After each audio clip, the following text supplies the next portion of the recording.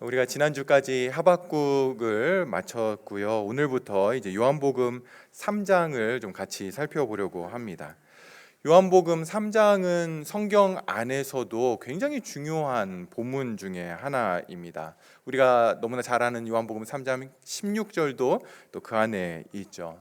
특별히 구원받는다라고 하는 것이 어떤 의미인지, 구원은 어떻게 받는 것인지, 구원을 받으려면 어떻게 해야 되는지, 내가 구원받았다라는 것을 어떻게 확인할 수 있는가를 주님이 직접 말씀하셨다는 데 있어서 굉장히 중요한 의미를 갖는 본문입니다.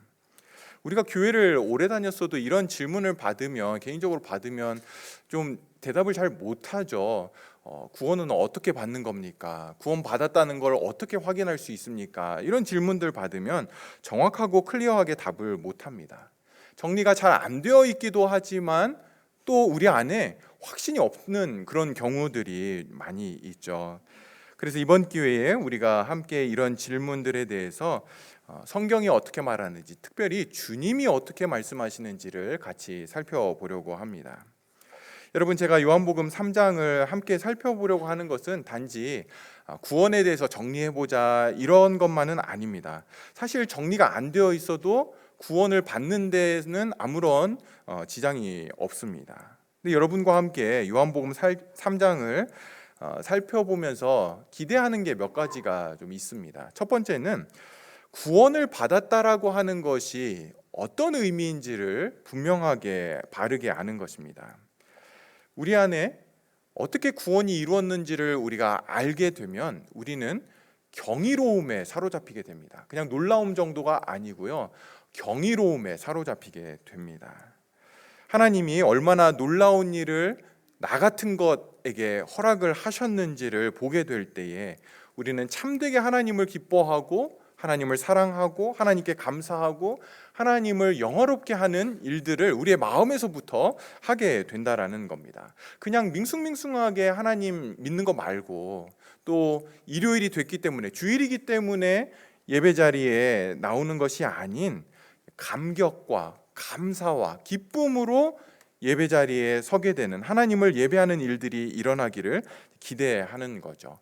종교 생활이 아니라 진짜 예배, 성경이 보여주는 진짜 성도가 되는 것, 그러기 위해서는 구원이 어떤 의미인지를 우리가 알아야만 합니다. 그러지 않으면 이 일들이 불가능하게 됩니다.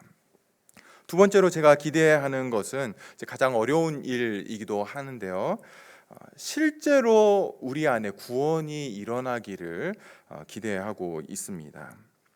오늘도 그랬지만 매 주일 아침에 장로님들과 함께 목양실에서 모여서 우리가 함께 기도를 하고 주일을 시작을 합니다. 주일 아침에 모여서 장로님들과 함께 기도할 때 제가 장로님들과 함께 기도 제목으로 내놓는 것이 뭐냐면 다음 세대를 위해서 기도합니다. 우리 교회 하나님께서 많은 자녀들을, 또 영혼들을 맡겨주셨는데 그 다음 세대들이 그저 교회에 오는 것, 예배 참석했다, 교회에서 봉사 열심히 하는 것, 이런 거 말고 거듭나고 회심하는 일들이 일어나기를 위해서 꼭 우리가 매 주일마다 기도를 합니다. 그런데 사실 다음 세대에만 회심과 거듭남이 필요한 것이 아니라 우리 모두에게 회심이 필요합니다. 참 안타까운 이야기이기도 하고요, 저를 비롯한 목회자들의 잘못이기도 한데요, 우리는 교회 안에 들어와 있으면 구원을 받았다라고 그렇게 생각을 합니다. 그러다 보니까 교회 안에 있는 성도들에게 구원을 점검하는 일들을 하지 않죠. 좀 민망하기도 하고, 또 상대방이 나를 어떻게 생각하나, 내가 지금 구원도 못 받은 것처럼 그렇게 신앙생활하는 것처럼 보이나, 또 이렇게 오해할 수 있을까봐 그 일들을 잘 하지 못합니다. 그런데 오랫동안 교회 안에서 신앙생활을 해왔는데도 불구하고 거듭났는가, 회심했는가라고 물어보면 선뜻 대답하지 못하는 분들이 많이 계십니다. 제가 많다라고 이야기할 때 퍼센테이지가 굉장히 높습니다. 여러분과 함께 이 문제를 다루고 싶은데요, 왜냐하면 목회자인 저에게 있어서 가장 중요하고 가장 긴급한 문제는 우리 교회를 좋은 교회 만드는 것, 그게 아니고요. 여러분과 함께 천국에서 주님 앞에 서는 것이 저에게는 가장 중요한 일입니다. 그러하기에 여러분들과 함께 이 문제를 좀 점검하면서 요한복음 3장이 복음에 대해서 그리고 거듭남에 대해서 이야기하고 있는데, 그 본문들을 우리가 살펴보면서 실제적인 회심이 우리 안에 일어나기를 기대하고 있습니다.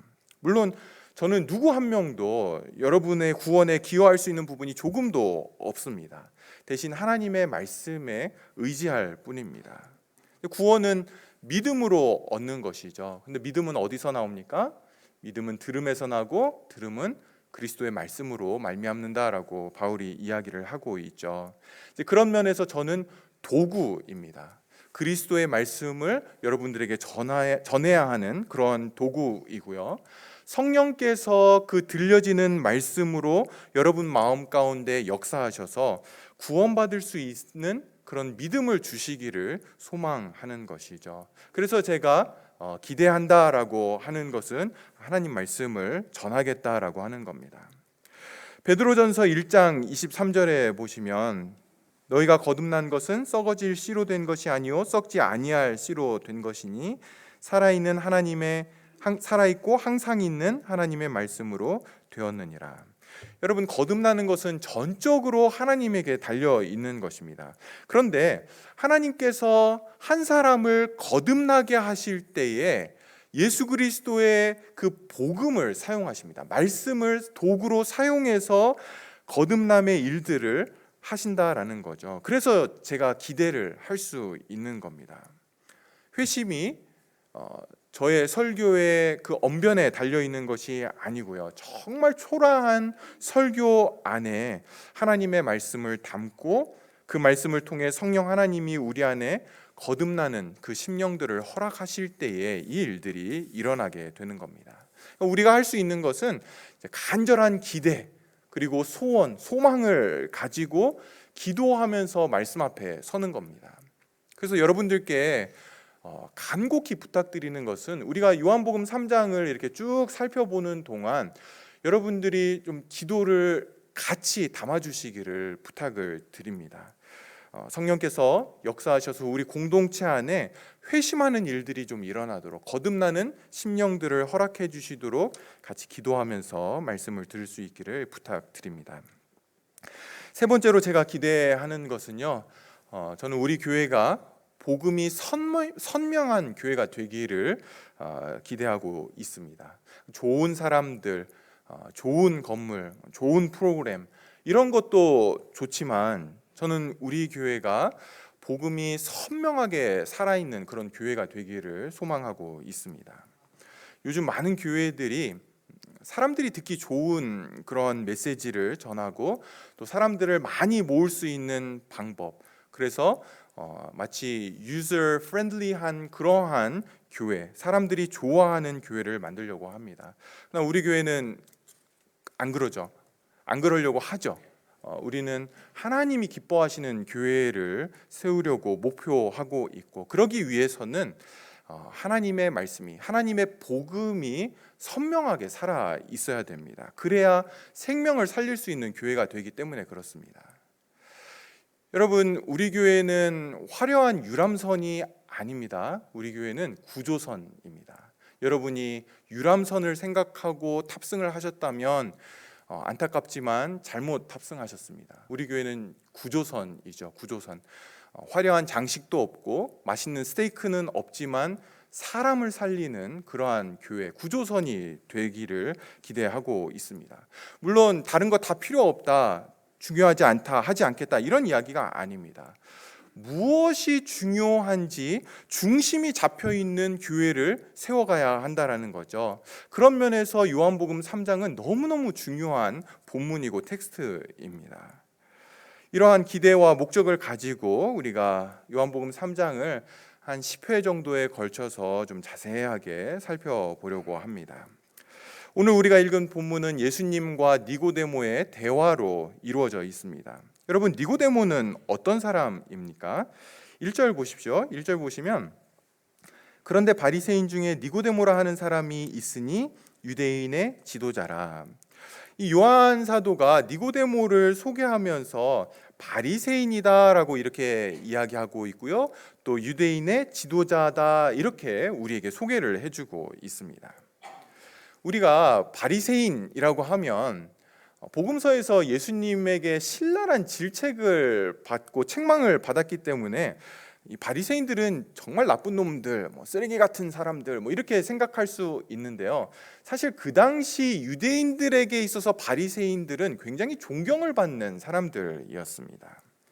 바리새인이라고 하는 이 뜻 자체가 분리주의자, 그리고 하나님의 뜻을 명확하게 하는 자, 이러한 뜻을 가지고 있습니다. 그래서 바리새인들은 자신들을 유대인들, 일반 유대인들과는 다르게 어떤 자기는 좀 뛰어난 사람들이라고 하는 자부심을 가지고 있었고요. 또 자기들이 하나님의 뜻을 아주 분명하고 선명하게 나타내는 사람들이다라고 하는 그러한 자부심을 가지고 있었습니다. 유대인 역사학자인 요세푸스에 의하면 예수님 당시 한 6천 명 정도의 바리새인들이 있었다고 합니다. 이들은 굉장히 높은 도덕적인 기준을 가지고 있었고요. 또 구약 성경이 굉장히 능통한 자들이었습니다. 바리새인이 되려면 모세 오경은 무조건 다 외워야 하고요. 또 심지어 많은 사람들은 시편과 또 구약 전체를 암송하는 그런 사람들도 있을 정도로 구약을 잘 알고 있는 자들이었습니다. 거기에다가 율법을 철저하게 지키는 사람들이었죠. 율법을 어느 정도로 철저하게 지켰냐면 율법이 있는데 그 율법을 지키는 것을 넘어서서 율법을 지키기 위한 계명들, 규례들을 만들어 놓았습니다. 그래서 바리새인들은 안식일이 되면 거울을 보면 안 된다라는 규례를 가지고 있었습니다. 왜냐하면 거울을 보다가 안식일에 거울을 보다가 흰머리가 발견돼서 흰머리를 뽑으면 이게 일한 거가 되기 때문에 아예 안식일에는 거울을 보면 안 된다라는 그런 규례를 가지고 있었던 거죠. 또 그 당시에는 이렇게 이제 목이 따끔따끔하고 아프면 식초를 가지고 가글을 했었는데요. 안식일에 가글을 하는 것은 일을 하는 것이었습니다. 그래서 모르고 안식일에 식초를 한 모금 먹고 생각해 보니까 안식일이다. 그러면 이제 가글을 못하고 배지를 못하고 삼켜야 했던 게 이 바리새인들이었습니다. 이런 규례들이 한두 개가 아니었고요. 이 규례들이 원래의 율법보다 10배가 더 많은 양이라고 합니다. 그러니까 한 율법을 지키기 위해서 바리새인들은 10개의 규례를 만들어서 아예 율법을 범할 수 없도록 그렇게 만들어서 지켰던 사람들이 이 바리새인들이었던 거죠. 그래서 유대인들은 함부로 내가 이제 바리새인 해봐야 되겠다 이렇게 마음을 먹을 수가 없었습니다. 나는 안 되고 대신에 바리새인들을 보면 이 사람들은 정말 대단한 사람들이야라고 이제 존경하는 마음을 가졌습니다. 여러분, 거기다가 이 요한 사도는 1절에서 이 니고데모를 유대인의 지도자라 이렇게 소개를 하고 있습니다. 여러분들 성경책에 보시면 여기 유대인의 지도자라고 하는 부분에 작은 번호가 있죠. 좋은 성경 가지고 계신 분들은 다 번호가 있을 텐데요. 그 페이지 밑에 가셔서 보시면 그 번호에 또는 사내들인 공회원 이렇게 되어 있는 것을 보실 수 있을 겁니다. 여러분, 이 사내들인 공회원은 어떤 사람들이냐면 유대인들 안에서 일어나는 민형사 사건을 이렇게 재판하는 사법기관과 같은 그런 그룹이었습니다. 그러니까 사법기관을 조금 더 넘어서서 국회의원과 재판, 판사, 검사, 변호사를 좀 합쳐놓은 듯한 그러한 역할을 하는 사람들이 이 사내들인 공회원이었는데, 그렇다라고 한다면 니고데모가 이 당시에 얼마나 유력한 자였는지를 우리가 좀 알 수 있을 겁니다. 대제사장들, 사두개인들, 서기관들, 바리새인들 중에 딱 71명만 뽑아가지고 사내들인 공회를 만들었는데요. 그 중에 한 명이 바로 이 니고데모였던 겁니다. 거기다가 우리가 읽지는 않았는데요. 10절에 보시면 예수님께서 이 니고데모를 부르시면서 이스라엘의 선생이라고 하는 그렇게 호칭으로 부르고 있습니다. 여러분 이 원문에 보시면 우리말 성경은 이제 안 나와 있는데 원문에는 이 선생이라고 하는 단어 앞에 정관사가 붙어 있습니다. 그래서 영어 성경을 가지고 계신 분들은 함께 보시면 아시겠지만 The teacher of Israel 이렇게 되어 있습니다. The teacher. 그러니까는 단순히 여러 선생님들 중에 한 선생님이 아니라 그 당시 유대인의 스승, 선생 이렇게 하면 바로 떠오르는 인물 중에 한 사람이었던 거죠. 그 정도로 아주 대표적인 선생으로 알려져 있던 사람이 니고데모였습니다. 도덕적으로 흠이 없었고 율법에 굉장히 철저했고 사내들인 공회원이었고 유대인의 대표적인 선생인 니고데모가 지금 예수님을 찾아오고 있는 겁니다. 굉장한 사람이 지금 찾아오고 있는 거죠. 예수님을 찾아와서 어떤 이야기를 합니까? 여러분 2절을 보십시오. 그가 밤에 예수께 와서 이르되 랍비여 우리가 당신은 하나님께로부터 오신 선생인 줄 아나이다. 하나님이 함께 하시지 아니하시면 당신이 행하시는 이 표적을 아무도 할 수 없음이니이다. 여러분 이 니고데모가 언제 예수님을 찾아왔습니까? 밤에 찾아왔죠. 그러니까 밤에 니고데모가 찾아왔다라는 것에 대해서 설명해 놓은 것들을 모아 놓으면 아마 성경 한 권 정도는 좋게 될 겁니다. 거의 모든 주석들이 밤에 예수님을 찾아왔다라는 것에 대해서 주목을 하고 또 그 이유들을 이렇게 설명을 하는데요. 몇 가지 대표적인 설명들이 있지만 사실 니고데모가 자기의 마음을 이야기해 주거나 성경이 알려주고 있지 않기 때문에 정확히 알 수는 없습니다. 정확한 거 한 가지는 있죠. 니고데모가 밤에 예수님을 찾아온 건 해가 지고 예수님을 찾아왔다라는 거죠. 깜깜할 때. 왜 그랬을까요? 모릅니다. 안 알려주니까. 왜 그랬는지 알 수가 없죠.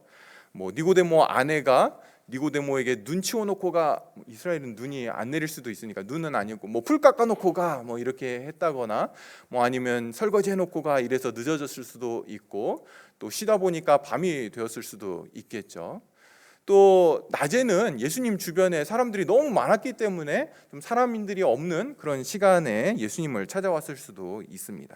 그러니까 밤에 찾아왔다라는 것 그것은 그렇게 중요하지는 않습니다. 중요한 건 니고데모가 예수님을 찾아와서 예수님에게 한 이야기입니다. 여러분 뭐라고 이야기하고 있습니까? 예수님을 먼저 랍비라고 이렇게 이제 부르고 있죠. 그 당시에 니고데모가 길을 이렇게 지나가면 사람들은 랍비라고 니고데모를 그렇게 부르며 인사를 했습니다. 니고데모에게 있어서 중요한 호칭 중에 하나가 이 랍비였는데 그 호칭, 그 존경의 호칭을 예수님에게 사용해서 지금 예수님을 랍비여 이렇게 부르고 있는 거죠.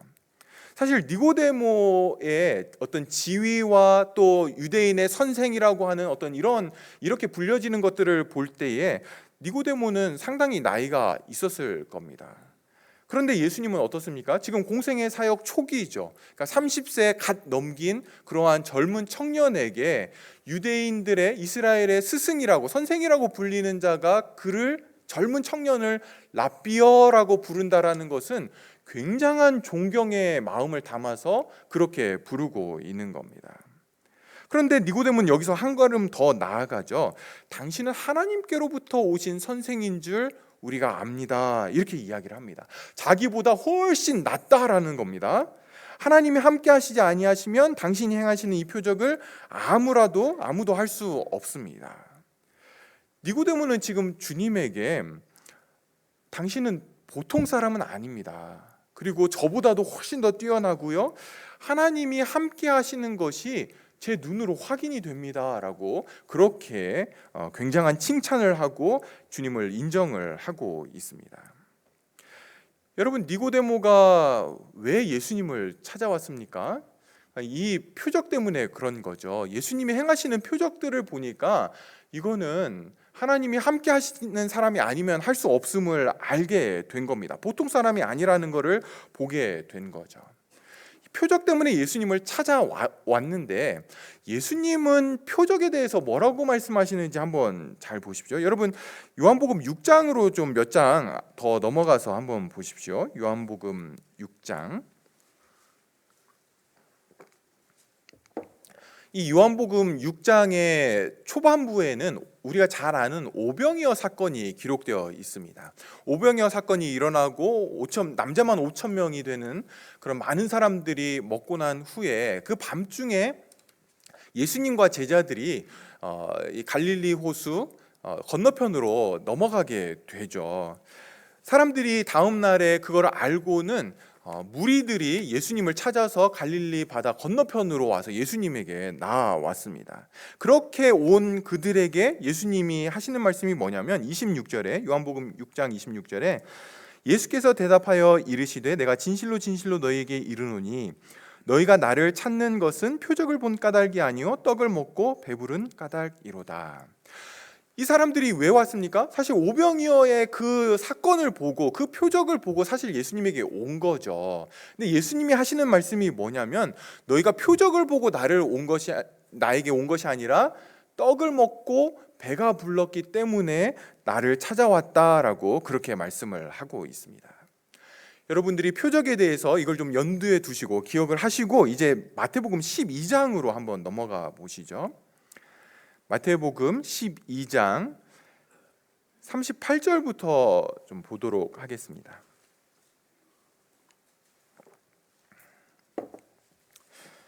제가 읽어드릴게요. 마태복음 12장 38절부터 읽겠습니다. 그때에 서기관과 바리새인 중 몇 사람이 말하되 선생님이여 우리에게 표적 보여주시기를 원하나이다. 예수께서 대답하여 이르시되 악하고 음란한 세대가 표적을 구하나 선지자 요나의 표적밖에는 보일 표적이 없느니라. 요나가 밤낮 사흘 동안 큰 물고기 뱃속에 있었던 것 같이 인자도 밤낮 사흘 동안 땅속에 있으리라. 심판 때에 니느웨 사람들이 일어나 이 세대 사람을 정죄하리니 이는 그들이 요나의 전도를 듣고 회개하였음이거니와 요나보다 더 큰 이가 여기 있으며 심판 때에 남방 여왕이 일어나 이 세대 사람을 정죄하리니 이는 그가 솔로몬의 지혜로운 말을 들으려고 땅 끝에서 왔음이거니와 솔로몬보다 더 큰 이가 여기 있느니라.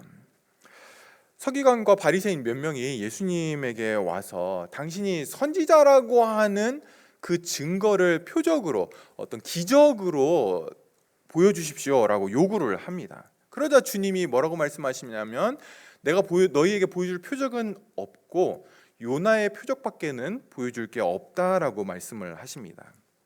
그러면서 하시는 말씀이 뭐냐면 심판 때가 되면 마지막 하나님이 심판하시는 그 날이 되면 니느웨 사람들이 요나 당시에 있었던 니느웨 사람들이 너희를 정죄하게 될 것이고 또 남방 여왕 솔로몬 당시에 굉장히 멀리 있었던 이디오피아에서부터 왔던 그 남방 여왕이 너희를 정죄하게 될 텐데 그 이유가 뭐냐면 니느웨 사람들은 요나의 전도를 듣고 회개했고 그리고 남방 여왕은 솔로몬의 지혜로운 말, 하나님의 말씀을 듣기 위해서 그 멀리부터 이방인이었던 그 사람들이 다 오고 회개했는데 그보다 더 큰 이가 여기 있는데 너희는 지금 알아보지 못하고 있다라는 것이죠.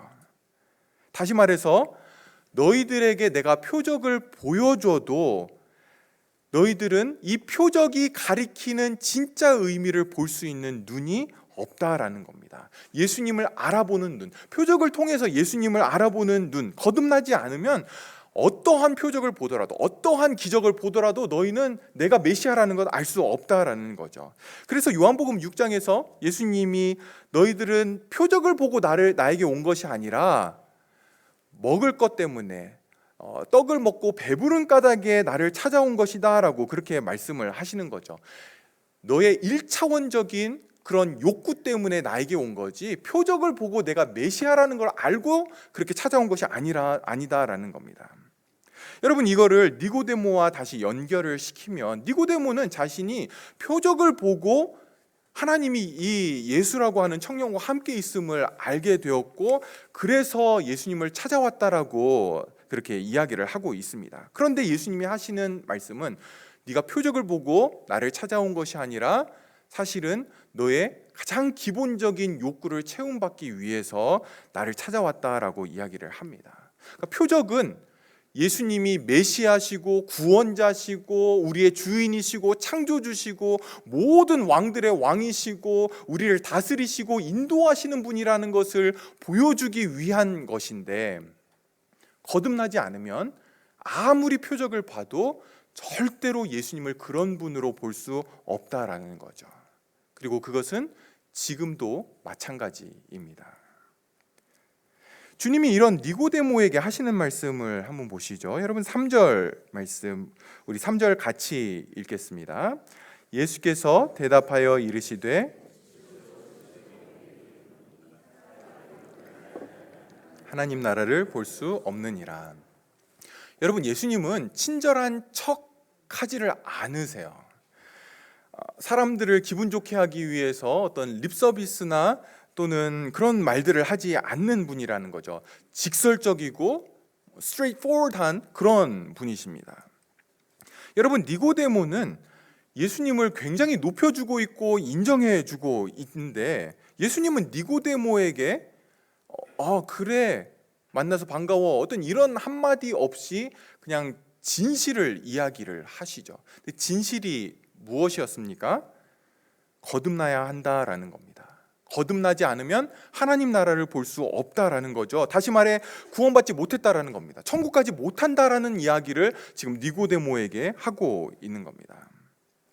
이제 우리는 예수님께서 니고데모에게 하셨던 이 말씀, 3절 이 말씀을 통해서 예수님이 뭘 전해주고 싶었는지, 어떤 메시지를 주고 싶었는지를 우리가 좀 생각을 해봐야 됩니다.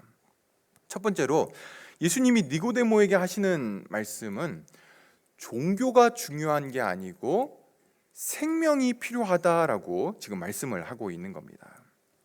여러분, 오늘 본문은 니고데모와의 대화는 굉장히 길게 기록되어 있는데요, 간단하게 줄일 수도 있었습니다. 니고데모가 밤중에 예수님을 찾아왔고 예수님이 네가 거듭나지 않으면 하나님 나라를 볼 수 없다, 이렇게 하고 이제 오늘 본문이 마무리될 수도 있었습니다.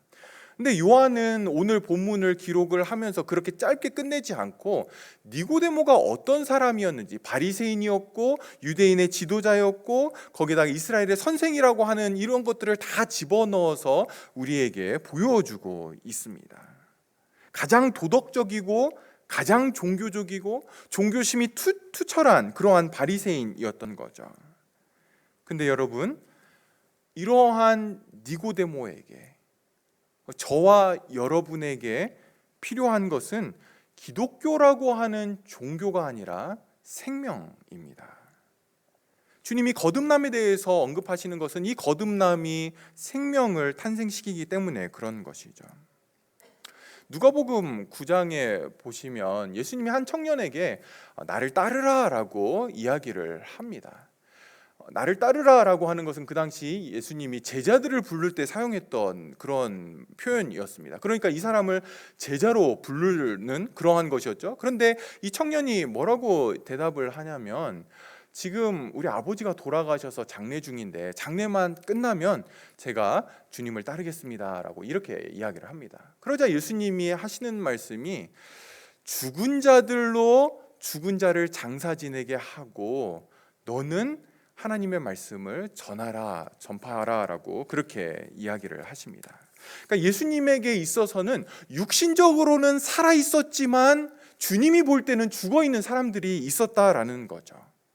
탕자의 아버지도 탕자가 돌아왔을 때 뭐라고 이야기합니까? 이인의 아들은 죽었다가 다시 살아난 아들이다라고 이야기를 하죠. 탕자가 죽은 적도 없고 기절한 적도 없었지만 아버지에게는 죽어 있었던 아들이었던 겁니다. 생명의 주인이신 예수님이, 생명의 주관자이신 그 예수님이 볼 때의 살아있음과 죽음은 우리가 보는 것과는 다르다라는 것이죠.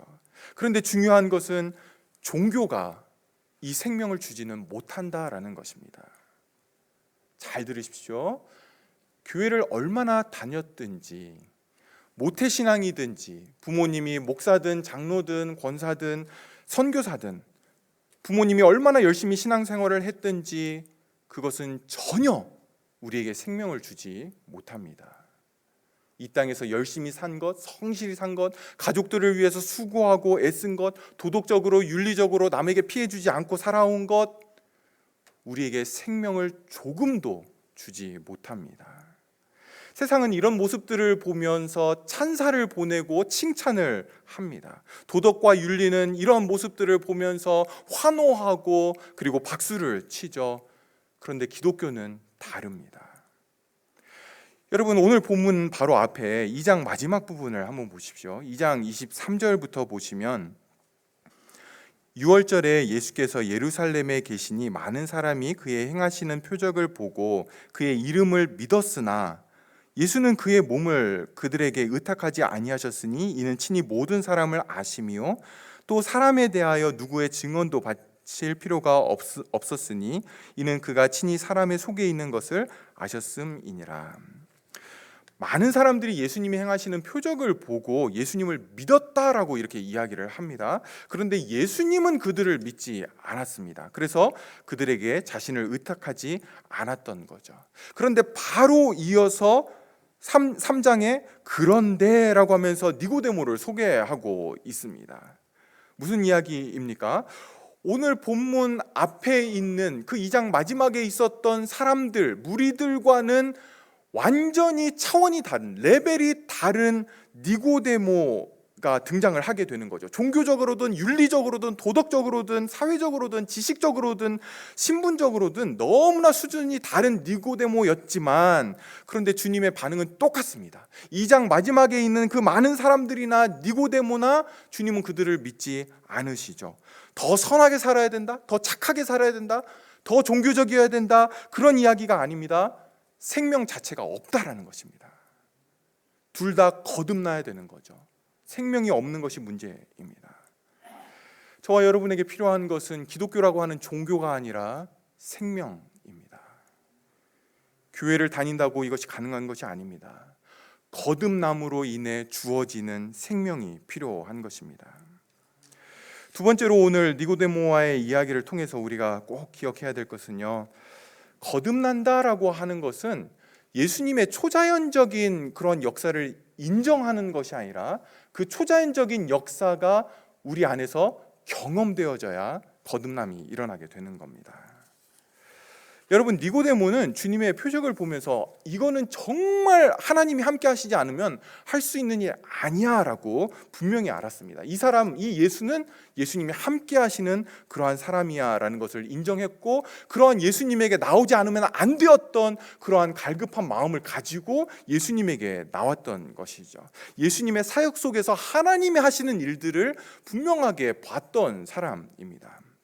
그런데 주님은 그러한 니고데모의 모든 이야기를 듣고는 그래, 이 모든 걸 보는 내 눈이 복되구나, 이스라엘 모든 사람들이 너의 그 눈을 갖기를 원한다, 이렇게 말씀하시지 않고 니고데모야, 거듭나야 한다라고 이렇게 말씀을 하십니다. 여러분, 니고데모는 예수님이 하시는 일을 보면서 예수님이 하나님이 함께 하시는 분이라는 것을 인정할 수밖에 없었습니다. 그분이 행하시는 표적, 이적, 초자연적인 일들, 그것에 놀랄 수밖에 없었고 그런 주님에게 나왔던 것이죠. 그러나 여러분, 거듭난다라고 하는 것은 그런 예수님이 기적을 행하실 수 있는 분이라는 것을 인정하는 것에 있는 것이 아니라 내 안에 그 초자연적인 일들을 경험하는 것입니다. 거듭난다라고 하는 것, 자연적으로 되는 일이 아닙니다.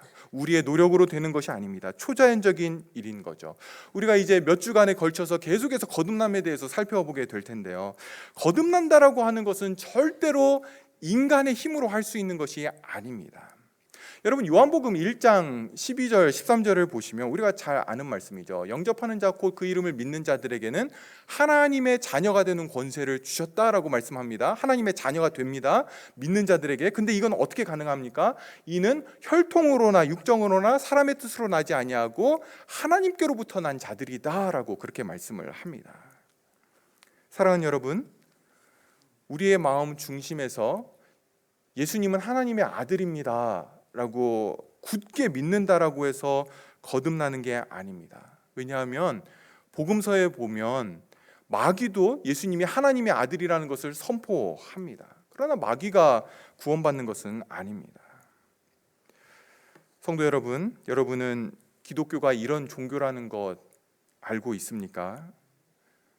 니고데모와 같이 정말 탁월한 인물이 예수님에게 왔는데 예수님은 그 니고데모의 마음을 정확히 아시고 그가 늘어놓는 그런 찬사와 그가 마음에 가지고 있는 사모함과 열려있는 마음과 그가 가지고 있는 수많은 장점들에도 불구하고 근본적이고 가장 기본적인 문제가 해결되지 않았다라고 주님은 그에게 말씀하고 있는 거죠. 이것이 기독교고 이것이 복음입니다. 교회가 이 복음을 놓치면 다 잃게 되는 거죠. 세상에 뛰어난 사람들이 교회 안에 들어오면 그 세상의 것들을 가지고 교회 안에서 신앙생활을 하게 됩니다. 심지어 교회 안에서도 그런 사람들을 칭찬하고 이왕이면 세상에서 좀 지위가 있는 탁월한 사람들이 우리 교회에 왔으면 하는 그런 마음을 가지고 있습니다. 그러나 기독교는 그럴 수가 없다라는 것이 주님의 말씀인 거죠. 누구든지 참되게 교회 안으로 들어오려면 니고데모가 주님 앞에서 거쳐야 했던 그 똑같은 과정을 거치지 않으면 그는 성도가 아닙니다. 거듭나지 않은 거죠. 니고데모가 주님을 찾아와서 이제 막 입을 열었습니다. 주님을 칭찬하면서 막 이렇게 말을 시작하는데 주님은 마치 니고데모의 입을 딱 막고 그리고 그를 데리고 바로 문제의 핵심으로 들어가고 있습니다. 그 핵심이 뭡니까? 거듭나지 않았다라는 거죠. 거듭나지 않았다라는 겁니다. 생명이 없다라는 겁니다. 주님의 초자연적인 능력을 경험하지 못했다라는 것이 니고데모의 가장 큰 문제였습니다. 제가 보통 성경을 이렇게 한 권을 정해서 쭉 설교를 하거나 또는 한 부분을 정해서 이렇게 오랫동안 이제 설교를 하는데요. 그리고 나서 마지막 즈음에 가면 제가 웬만하면 다음에는 이 부분, 이 책을 설교하려고 합니다. 여러분들 읽고 오십시오. 이렇게 이제 제가 말씀을 드리는데 지난주에는 하박국서를 마무리하면서 제가 요한복음 3장을 설교하겠습니다. 이렇게 말씀을 못 드렸습니다.